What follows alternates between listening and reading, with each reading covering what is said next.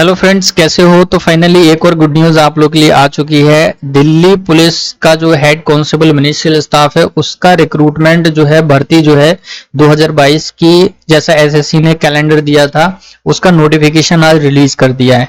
जो भी आप लोगों के लिए जरूरी चीजें हैं जानना वो मैं आपको इस वीडियो में बता दे रहा हूँ। उसके बाद जो भी डिटेल बचेगी वो आपको नेक्स्ट वीडियो में प्रोवाइड करा दूंगा, ठीक है।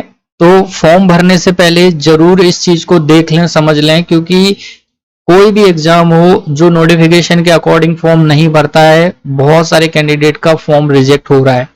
तो मैं नहीं चाहता आप लोगों को कोई प्रॉब्लम आए, तो आपको ये बता देता हूँ 17 मई मतलब आज से ये फॉर्म भर सकते हो आप। 16 जून तक पूरे एक महीने का टाइम है, ठीक है।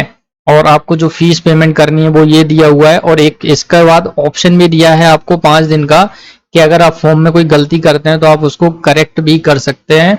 आपको उसके लिए पे करना पड़ेगा, ठीक है। और आपका जो एग्जाम है वो लगभग सितंबर महीने में पॉसिबल है कि हो सकता है। इसके बाद जो दूसरी चीज आप लोगों के लिए जानना जरूरी है वो ये है कि जैसे मान लीजिए हम ये जॉब अगर लेते हैं तो इसमें आपको सैलरी क्या मिलेगी। जो 7th CPC मतलब 7th पे कमीशन है, तो उसमें क्या है, लेवल वाइज बना रखे हैं, 1 से लेके ऐसे लेवल बना रखे हैं। तो उसमें लेवल 4 में आता है ये, और आपका जो बेसिक स्टार्ट होगा वो 25,500 से होगा, ठीक है। लगभग अगर हम सैलरी की बात करें जब आपका रिक्रूटमेंट होगा तो आई थिंक मुझे लगता है कि ये 50,000 के आसपास आपका जो होगा वो ग्रॉस बनेगा, ठीक है। और आपको कट पिट के जो है 45,000 के आसपास कुछ सैलरी मिल सकती है। एक्सडी में होंगे तो और ज्यादा ही होगा। वैकेंसी की बात करें तो हेड कांस्टेबल में मिनिस्ट्रियल में मेल कैंडिडेट कैटेगरी वाइज आप देख सकते हैं लगभग 559 वैकेंसी है, ठीक है।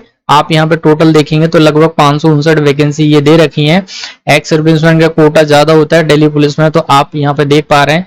और उसके बाद अगर मैं हेड कांस्टेबल फीमेल कैंडिडेट की बात करूं तो 276 वैकेंसी है यहाँ पर।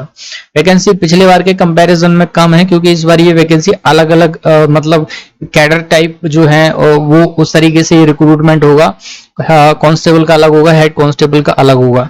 सबसे बड़ी चीज और इम्पोर्टेंट ये है कि हेड कांस्टेबल के लिए 18 से 25 साल की एज मांगी है, और 25 साल आपके 1 जनवरी 2022 को कंप्लीट हो जाने चाहिए। मतलब अगर आपका जन्म 2 जनवरी 1997 के बाद और 1/1/2004 से पहले हुआ है तो आप जो है इसमें आ सकते हैं और आप फॉर्म भर सकते हैं। और जो भी हमारे SC ST OBC होते हैं उनके लिए इन्होंने रिजर्वेशन दिया ही है। SC के लिए 5 साल और OBC के लिए 3 साल। यहाँ पे आप और भी कैटेगरीज का ये दिया हुआ है। एक्स सर्विसमैन के लिए अलग रिलैक्सेशन है, जो ऑलरेडी गवर्नमेंट में है उनके लिए अलग रिलैक्सेशन है, तो आप इसको पढ़ सकते हैं।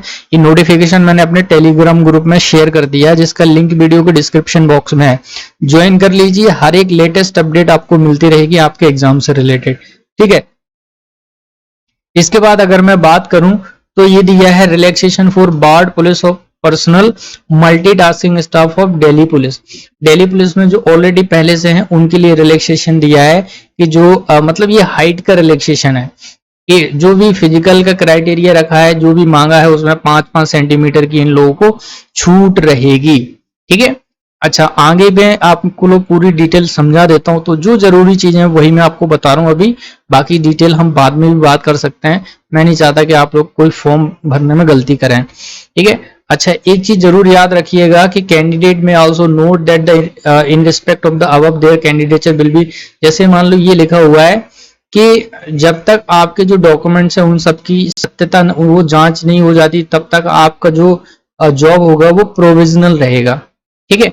और अगर कोई भी चीज गलत पाई गई तो आप लोगों को एग्जाम से बाहर कर दिया जाएगा, और हो सकता है कि आपको कुछ साल के लिए बैन भी कर दें। और एक और जरूरी चीज ये है कि हेड कांस्टेबल का जो एग्जामिनेशन है इस बार का, इसमें इन्होंने क्या है, टाइपिंग टेस्ट रखा है। आपके पास 10th होना चाहिए, मतलब 12वीं आपने पास करी हो, और उसके बाद आपको इस मतलब टाइपिंग आनी चाहिए। इंग्लिश में 30 वर्ड पर मिनट की, हिंदी में 25 वर्ड पर मिनट की, इन दोनों में से कोई एक, ठीक है। टाइपिंग मतलब आपका टाइपिंग टेस्ट होगा आगे चल के, तो ये हम देखेंगे। और इसके बाद ये रखा है कि जो भी आप लोगों ने जो भी डेट वगैरह जो आपके बोर्ड और यूनिवर्सिटी की जो डिग्री है क्वालिफिकेशन की वो सही होनी चाहिए और क्रूशियल डेट से पहले की होनी चाहिए, ठीक है, बाद की होंगी तो कंसीडर नहीं होगा। अच्छी चीज एक ये है कि जिन लोगों के पास NCC C certificate, B certificate, A certificate होता है, जैसे सी वालों को 5%, बी वालों को 3% और ए वालों को 2% मार्क्स एक्स्ट्रा मिलेंगे।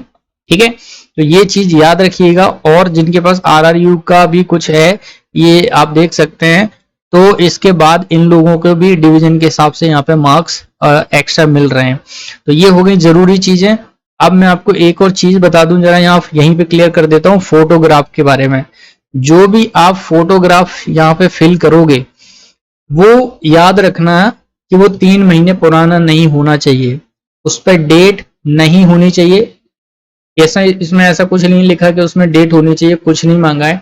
लेकिन एक चीज जरूर लिखी है कि फोटोग्राफ में अगर फोटो में आपने कैप पहना है या चश्मा पहना है तो आपका फॉर्म पक्का रिजेक्ट हो जाएगा। तो जब फोटो निकलवाएं तो चश्मा ना लगाएं, कैप ना लगाएं। ठीक है, साइन सही से आप लोगों को अपलोड करना है, वो ब्लर ना हो, तो नहीं तो फॉर्म कैंसिल हो सकता है, ये याद रखना। और हो गया तो कोई ऑप्शन नहीं है कि आपका फॉर्म दोबारा एक्सेप्ट हो जाए। तो बड़ी सोच समझ के आप लोगों को ये चीजें करनी है, सबसे ज्यादा यहीं पे दिक्कत आ रही है। 100 रुपए फीस आप लोगों को भरनी है। और जो भी विमेन कैंडिडेट, मतलब जो महिला है और SC ST OBC वाले, SC ST वाले हैं, PWD वाले हैं, एक्स सर्विसमैन है, इनको फीस नहीं देनी है, आप लोगों की फीस नहीं लगेगी। पहले ही बोल दिया मैंने, 21 जून से 25 जून तक अगर फॉर्म में कोई गलती होती है तो आप इस टाइम में करेक्ट कर सकते हैं। उसके लिए आपको पेमेंट देना पड़ेगा इनको 200 रुपए करेक्शन के लिए। तो पहले से ही सही भरोगे तो कोई दिक्कत ही नहीं आएगी। एग्जाम सेंटर आप देख सकते हैं हर स्टेट में है, तो आप ये देख लीजिए कहां पर आपको सूटेबल आप भर सकते हैं, वहां ऑप्शन भी आएगा। पूरा PDF में शेयर कर दे रहा हूँ। अब देखो मैं बात करूं आप लोगों से स्कीम ऑफ एग्जामिनेशन और मोड ऑफ रिक्रूटमेंट। सबसे पहले तो आपका कंप्यूटर टेस्ट, मतलब आपका टेस्ट होगा 100 नंबर का, ठीक है, जो ऑब्जेक्टिव क्वेश्चन आते हैं। इसके बाद आपका फिजिकल टेस्ट होगा जो क्वालिफाइंग रहेगा। इसके बाद आपका टाइपिंग टेस्ट होगा कंप्यूटर पर, वो 25 नंबर का रहेगा, याद रखना कंप्यूटर के मार्क्स जोड़ेंगे।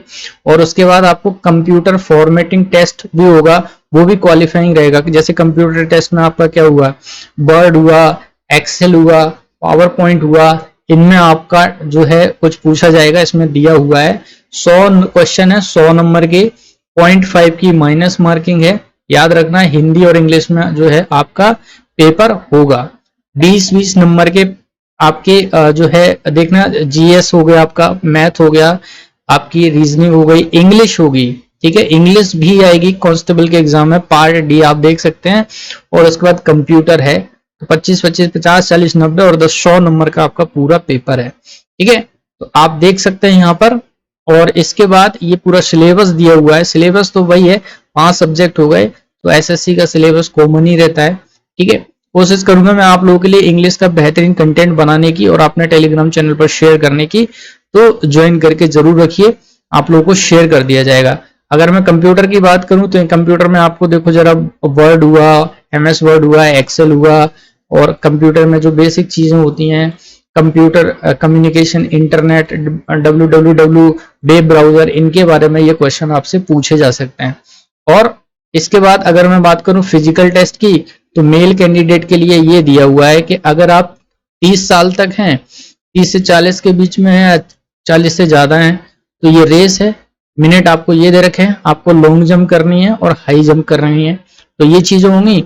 फीमेल कैंडिडेट के लिए आपको यहाँ पर टाइम ये दे रखा है, लॉन्ग जंप 9, 8, 7, वो उसी रेशो में, और उसके बाद आपका हाई जंप भी दिया हुआ है। ठीक है, और अगर आगे और मैं बोल दूं आप लोगों से, तो हाइट जो है मेल कैंडिडेट के लिए 165 सेंटीमीटर है, 5 सेंटीमीटर का रिलैक्स है।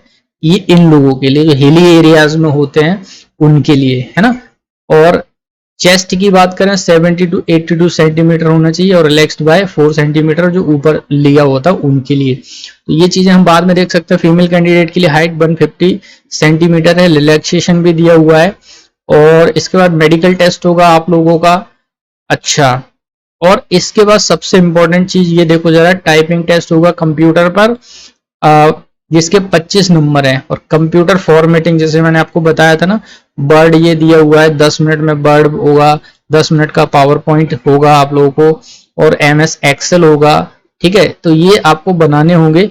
अब ये डिटेल में आप लोगों को बाद में शेयर करूंगा कि किस तरीके से आएगा।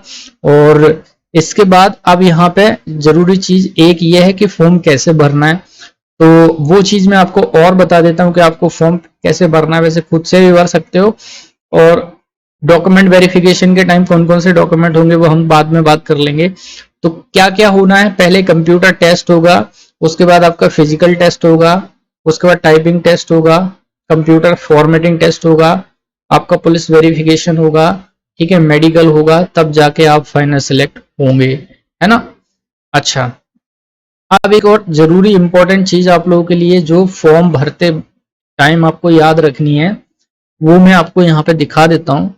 कि पहली चीज तो इन्होंने ये बोली है कि जो भी आप SC ST OBC certificate EWS बनवा रहे हैं भाई, ये सही होने चाहिए, क्योंकि अगर कुछ भी गलत पाए गए बाद में तो आप लोगों को प्रॉब्लम हो जाएगी। और एक और चीज कि एक फॉर्म ही आपको भरना है इस एग्जाम के लिए। अगर आपने एक से ज्यादा फॉर्म भर दिए तो आपका फॉर्म रिजेक्ट कर दिया जाएगा। आपका जो फोटो है, साइन है, वो सही से दिखना चाहिए, ब्लर नहीं होना चाहिए, एलिजिबल नहीं होना चाहिए, मतलब जिसको पढ़ा ही नहीं जा सके। ये जरूर ध्यान रखना, बहुत इंपॉर्टेंट चीज है। हजारों लाखों लोगों के फॉर्म रिजेक्ट हो चुके हैं अभी तक कई सारे एग्जामिनेशन में, ठीक है। इसके बाद अगर मैं आप लोगों से बात करूं तो यहाँ पर ये देख लीजिए फॉर्म कैसे भरना है। आप लोगों को फॉर्म कैसे भरना है, आपको पार्ट 1 मतलब SSC की वेबसाइट पर आपको रजिस्ट्रेशन करना है, अगर आपका रजिस्ट्रेशन नहीं है तो, ठीक है। कैसे करेंगे रजिस्ट्रेशन, उसका मैं आप लोग को अभी एक वीडियो शेयर कर दूंगा बना के कल।